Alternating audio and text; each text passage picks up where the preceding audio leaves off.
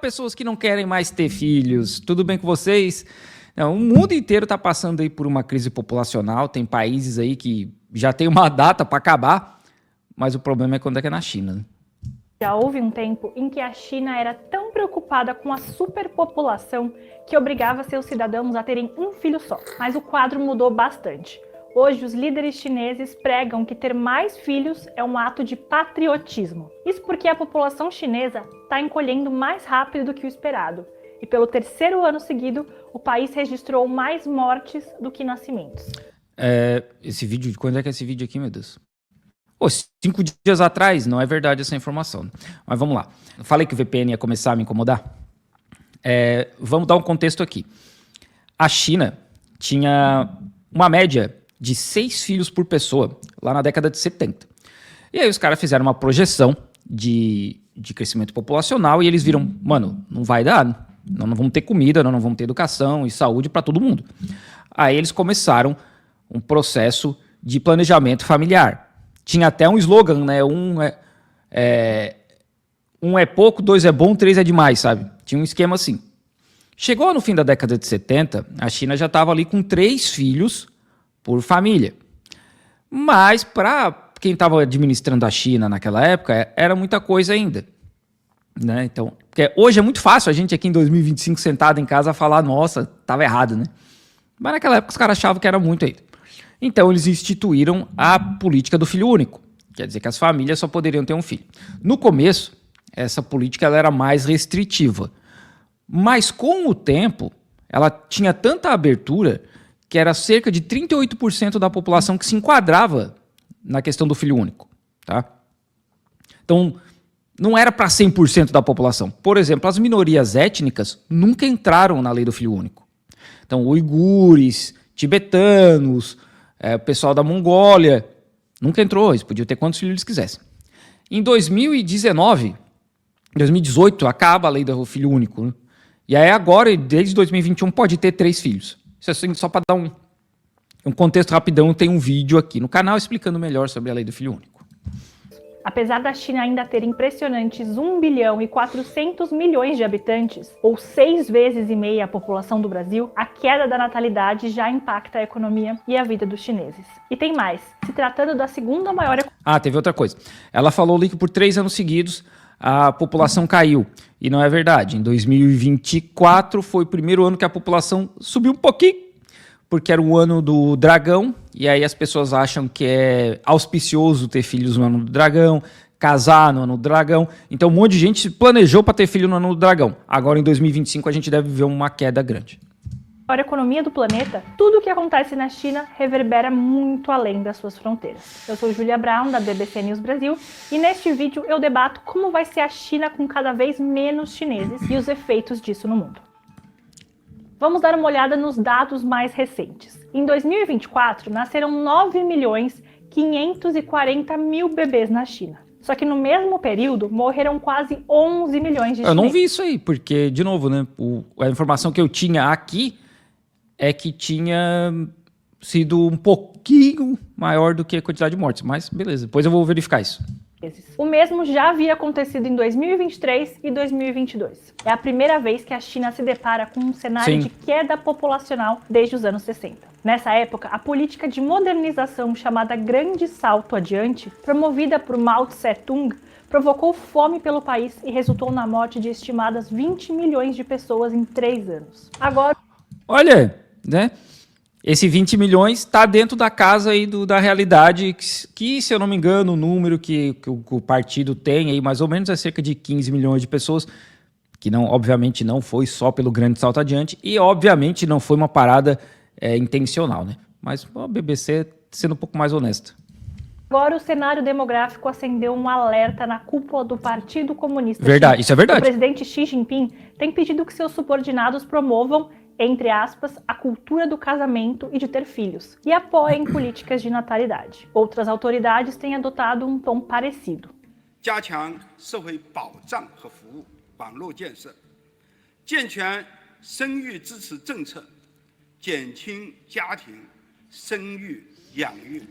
Que bom ver os caras falando disso, cara. Fazer uma deixa eu, antes dela comentar aqui, né? Por que é importante ver os caras fazendo isso aí? Eu tenho várias amigas aqui. Cara, elas trabalham 6 dias por semana. E é sempre assim, pô, vamos fazer alguma coisa esse fim de semana? Ou não dá, eu tô muito cansada. Sabe? É direto. Isso, amigos também, mas no caso, como é a mulher que gesta, né? Eu tô usando exemplo feminino. A minha própria professora de chinês, não essa, né? Mas a anterior, ela falava isso. Pô, como é que eu vou ter filho se eu trabalho todo dia 12, 13 horas e trabalho 6 dias por semana? Então, isso é um problema muito grande, né? A China tem que focar, assim, o meu ponto de vista, eu não estou gerenciando esse país, então é muito fácil para mim falar, né? Mas eu, como trabalhador aqui, convivendo com as pessoas, o negócio o que é? A carga horária é muito alta, a educação na China é muito cara, porque por mais que a educação básica seja gratuita, existe uma pressão muito grande para as crianças fazerem hora extra, sabe? Extra de matemática, de inglês, de piano, de bateria, de francês, sei lá. Para poder estar sempre no topo. Existe uma competição muito grande entre as crianças no colégio. Então, assim, é muito caro.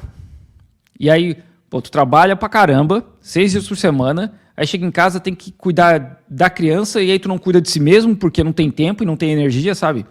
Então, acho que é bom, é interessante ver um político da China falando disso, né? Que eles têm que aumentar essa seguridade social para justamente as pessoas terem mais energia, mais tempo para poder lidar com a criança, né? Eu acho assim, que os 6x1 aqui na China já deveria ter sido proibido. Assim, proibido, justamente para incentivar isso. Né? Para incentivar essa coisa de, ok, agora vocês têm mais tempo, né? As pessoas vão começar a sentir, ok, agora eu posso ter um filho porque eu tenho mais tempo para mim, inclusive. Né? Outra coisa, LGBT na China não pode ter filho, porque aqui vocês viram ali, né? A política de casamento, porque aqui na China, como a grande maioria dos países, a China é gerenciada por homens héteros, né? Porque eu não sei se tem algum LGBT lá, idosos. Todos eles ali acima de 60 anos. Então os caras têm uma mente muito tradicional, né? Uma mente muito, né? Família tradicional chinesa. Então na cabeça desses caras, só tem filho quem casa. Então isso é um problema, né? Porque eles entendem que primeiro a pessoa tem que casar para depois ter filho. É conservadora, obrigado, tinha esquecido a palavra. Então, a pessoa tem que casar para ter filho, sendo que na realidade não é assim, né, gente? Você não precisa casar para ter filho, você não precisa nem estar num relacionamento para ter filho. Além disso, eles fingem que LGBT não existe. E aí, no casamento... não, isso é a parte do que eu estava falando ali. E na China, LGBT não pode casar. Então, toda essa população de LGBT, que deve ser na casa de dezenas de milhões aqui na China, porque nós estamos falando de 1,4 bilhão de pessoas, essas pessoas não podem ter filho. Então, tu elimina toda essa população do sistema. Olha o nível do absurdo. Né?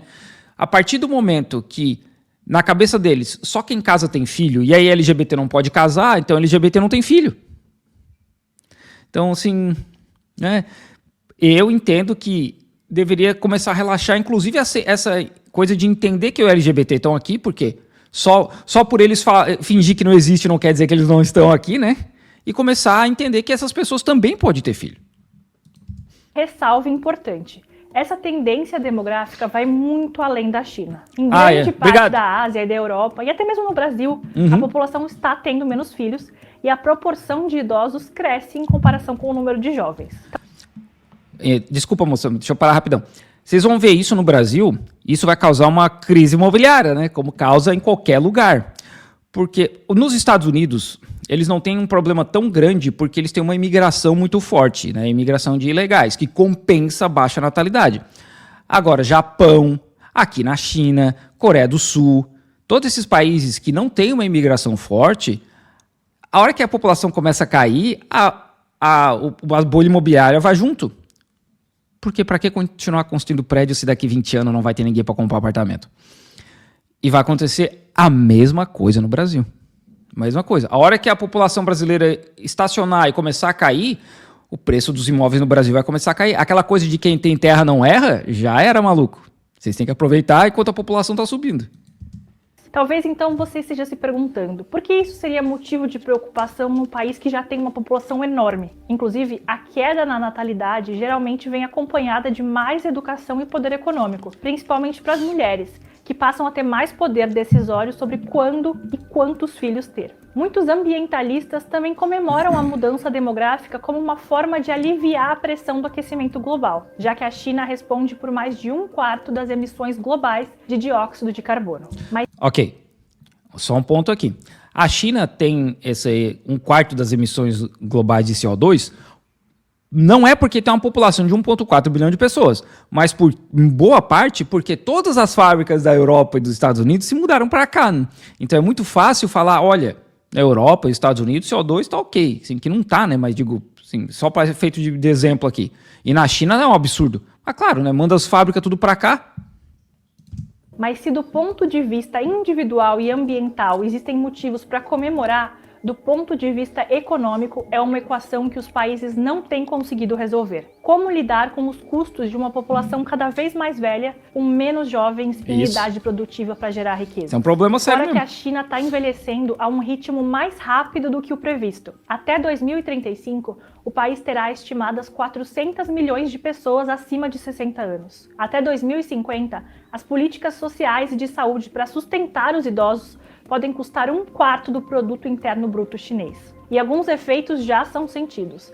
Mais de 400 hospitais maternidades chineses tiveram de ser fechados e quase 2 milhões de professores correm o risco de ficarem sem emprego nos próximos anos por falta de crianças. A situação já forçou o governo a aumentar pela primeira vez desde os anos 50 a idade mínima de aposentadoria. Algumas autoridades regionais também já declararam que procriar é um ato patriótico e promovem incentivos para casais terem mais filhos, dando descontos nos impostos e até pagando tratamentos de fertilização in vitro. É uma mudança demográfica impressionante num país que durante mais de 30 anos impôs um rígido controle de natalidade para conter o que na época se via como um aumento desenfreado da população.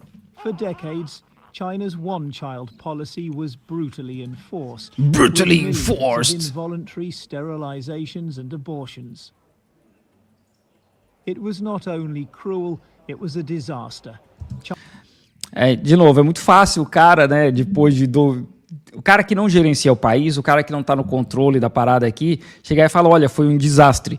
E na verdade não foi, né? Não foi. O grande problema, que é o que os chineses dizem, né, a respeito da lei do filho único, é que ela durou muito tempo. Né? Não é que ela foi criada, mas sim que ela durou muito tempo e eles perderam uma geração nesse processo. China doesn't have enough young people to sustain its economy. Ainda Em tem, né? 2016, a regra foi afrouxada e casais foram autorizados a terem 2 filhos. Em 2021, mais uma mudança. Foram permitidos 3 filhos por casal. Mas àquela altura, as taxas de natalidade já haviam caído drasticamente. E mais, muitas mulheres chinesas já não queriam tantos filhos, porque o custo de vida ficou alto demais. E olha só que interessante, né? Eu falo isso inclusive no meu vídeo sobre a lei do filho único. Aqui na China é proibido ver o sexo da criança no ultrassom. Então a gente só sabe, né, quando nasce, se é um menino ou uma menina. E como só podia ter um filho, o que os casais pensavam? Bom, eu só tenho uma menina, eu vou investir na menina, né? Investir em educação. Então essas meninas que vêm depois da lei do filho único, a grande maioria delas, elas não foram educadas para ser mãe de família. E aí eu não estou dizendo aqui se isso é correto ou não, tá? Isso é só um fato. Elas não foram educadas para isso, elas foram educadas para ter uma carreira, investir nelas, em crescimento pessoal e etc. Então, elas pensam, bom, eu não estou aqui para ter filho, eu estou aqui para crescer. Né? E isso criou uma sociedade de um monte de mulher forte, tipo, pesquisadora, a principal pesquisadora da divisão de foguetes na China é uma mulher, sabe? Um monte de mulher foda, que está mais preocupada com elas, com carreira, do que ter filho. Isso foi entre aspas, né, um problema aí da lei do filho único nesse processo. The very crucial factor behind this is the economy. China has been facing a really bad economy in recent years, even before the pandemic. So people are not even getting jobs, people are not getting paid or half paid or really low paid at this environment. How can they have babies? And it's quite controversial to get married nowadays. There's a joke among the Gen Z say, if you're pregnant, we don't say congratulations. We say like, why? It's just 100% pure shock, pure astonishment. Bom, na minha experiência na China, tá? Não é assim que funciona. As pessoas falam parabéns. Like, why are you doing Inclusive, um dos engenheiros do meu time, o filho dele deve nascer hoje ou amanhã. this? Para completar, as décadas em que vigorou a política do filho único deixaram não só cicatrizes emocionais na população, como criaram um desequilíbrio numérico. Como as famílias tendiam a preferir um filho homem, muitos fetos do sexo feminino eram abortados. O resultado é que a China ficou com dezenas de milhões de homens a mais do que mulheres, e muitos desses homens hoje têm uma dificuldade de encontrar esposa. Para além da China, esse cenário tem o potencial de impactar o mundo inteiro. Primeiro, porque a redução na força de trabalho tende a aumentar os custos trabalhistas no país, o que por sua vez aumentaria os custos dos produtos made in China, potencialmente pressionando a inflação global. Isso também tende a intensificar um processo já em curso, a mudança de parques industriais da China para outros países da Ásia ou mesmo da América do Sul. Ter menos filho impacta... Gente, isso não, né? Essa mudança das fábricas é por causa do custo da mão de obra. Não é porque tem mais filho ou menos filho. Em contrapartida, alguns economistas acham que a China tende a aproveitar esse momento para investir na produtividade dos seus trabalhadores, Mas isso já tá rolando faz anos, né? do que em fornecer mão de obra barata para o mundo. Não à toa, o país tem investido fortemente em áreas como inteligência artificial e robótica, como áreas estratégicas para ganhar espaço na disputa econômica global. Outro ponto a se ficar de olho é a Índia, que em 2023 ultrapassou a China para se tornar o país mais populoso do mundo e quer usar essa força populacional para ganhar mais influência na geopolítica. Mas assim, alguém me perguntou no Instagram esses dias, o que dá para transferir para a Índia hoje, né? Hoje. Produto simples, coisa simples de se fazer. Produtos complexos levam tempo para desenvolver um fornecedor, então não dá para simplesmente levar para a Índia. Mas como é que você sabe disso? Bom, porque a Apple tentou levar a produção de iPhone para a Índia e não deu certo, eles trouxeram de volta para a China. A Apple, sabe? Não é uma fabricante de quintal, então não é tão simples assim. Mover fábricas de um lado para o outro, aliás, mover produção do lado para o outro, assim, não é tão simples.